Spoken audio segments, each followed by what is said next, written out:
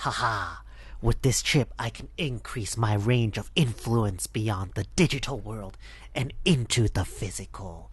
Commence reconfiguration.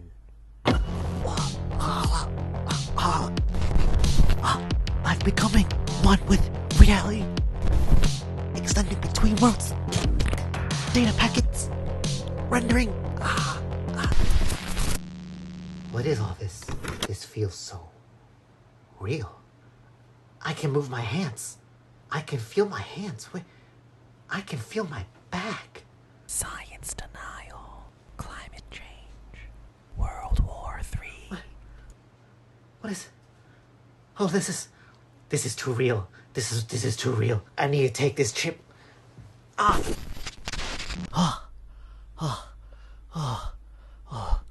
Too much reality. No, the digital world way better. Yeah, this is way better.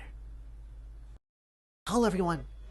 Today we have a fresh new commander from Neon Dynasty spoiler season, the Reality Chip.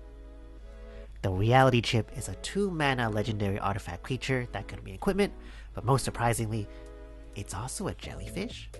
The Reality Chip allows you to look at the top card of your library at any time, giving you the foresight to know what you're drawing and plan your turns better, but also it has Reconfigure. Reconfigure is a new mechanic where you can pay the cost to attach this creature onto another creature you control as an equipment. And for the Reality Chip, once you reconfigure it onto a creature, you may play lands and cast spells from the top of your library, effectively becoming a future sight. Being a future sight in the command zone, the Reality Chip can be built as a mono-blue combo deck that uses Sensei's top and a cost reducer as a primary combo. Kinda cool that it combos with an old Kamigawa card, so that's cool. With both a top and cost reducer, like Cloud Key or Ethereum Sculptor, and the chip reconfigured onto a creature, you can activate Sensei's top to draw a card and place it on top of your library. Then, with the cost reduction, you can cast it for free from the top of your library and proceed to draw your deck. After your deck has been drawn, you can assemble a variety of ways to win the game. Naturally, the easiest and most straightforward way is to play Thassa's Oracle with an empty library, but we're not going to play Thassa's Oracle. I'm going to explain why.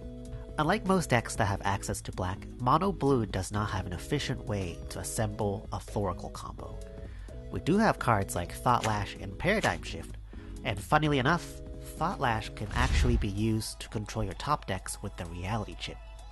But unlike Tainted Pact and Demonic Consultation, they're not as efficient in mana cost and lacks the utility of being used as a forbidden tutor. So instead, we want to maximize card quality here, because we really need it, and find ways to assemble win cons without using cards like Thassa. So back to how we're winning after we draw our deck with top and the chip. The best way to start your win is to play all your mana rocks and then assemble the Dramatic Scepter combo, so we have infinite mana and infinite untaps. To play extra safe, feel free to play a Malevolent Hermit, sacrifice to counter one of the reversal casts, and disturb it so all your spells are now uncounterable, so now you're extra safe. If you reach this point, you have all the options to win the game now, and most likely they won't be able to stop you.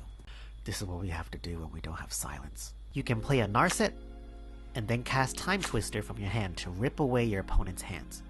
You can also then start to loop every spell in your deck by casting the spell, then using Codex Shredder to put Time Twister back into your deck, then casting Time Twister to put everything back into your deck, and proceeding to loop your spells that way. Without Narset or Time Twister, you can also play the Midnight Clock to achieve the same effect of looping your own cards. You sink infinite mana into Midnight Clock to hit the 12th hour, and then in response to the Twister effect, you bounce your own clock with a spell like Chain of Vapor into your hand, allowing the effect to resolve without exiling your clock and not give your opponents new cards. You can win with Codex Shredder and infinite untaps from Dramatic Scepter and shred everyone's libraries away infinitely and then pass and let them die to the draw step.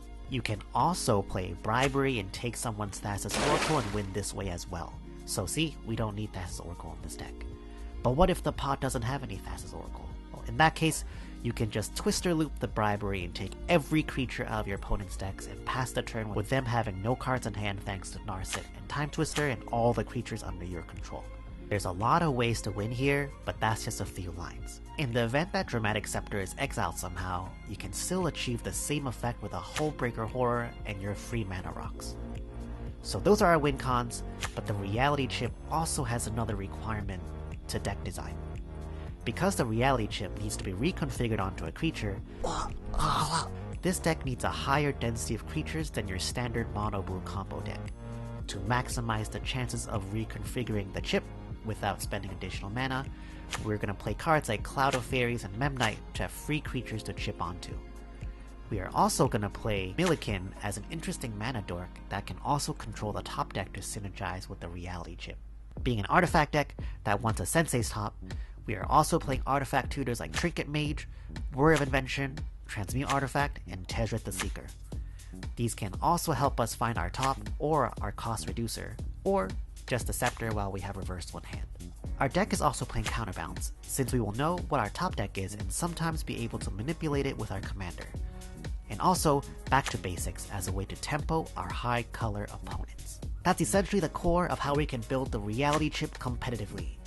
You can find the full list in the description box below, and if you're interested, later this week, we'll have a gameplay video testing this deck against other cEDH decks to see how it'll do. We'll be playing against Ondis, Kazu, and Twice from the Bakery, so you don't want to miss it.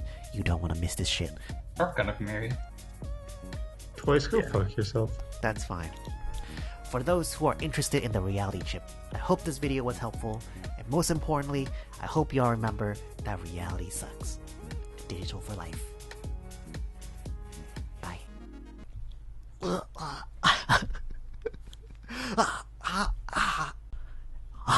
I'm becoming one with reality. I am extending between worlds. Data packets. Rendering. Physicality. Gaining mass.